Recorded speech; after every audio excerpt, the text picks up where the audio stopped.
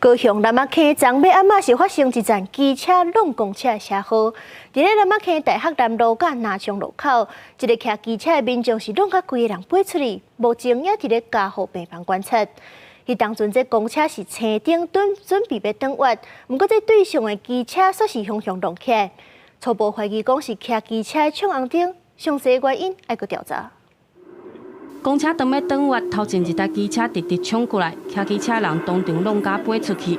高雄安56科技路线的公车，20尾仔经过南仔溪大学南路甲南昌路交叉路口要转弯的时阵，甲机车相撞。详细肇事原因，搁要等警方厘清。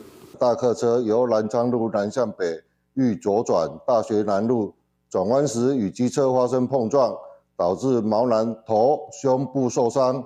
并送往海总医院，经酒测，双方皆无酒驾情事。骑机车受伤的是20岁一个阿兵哥，出现气血胸顶状况，因为家属都伫病院工作，后续转去台南安南病院加护病房观察当中。公车驾驶是64岁黄姓男子，年资大约13档，捌着过优良驾驶。迄时阵车顶大约有3、4个乘客，加载拢无受伤，当下都由其他的公车协助接走。驾驶长当下是要。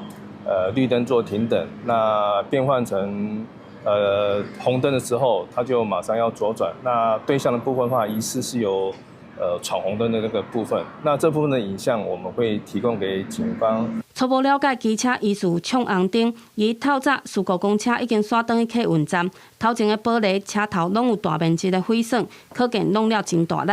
客运公司表示，后续会甲受伤民众的家属保持联络，嘛会甲保险公司接续赔偿的代志。公司新闻单方面面交管高雄报道。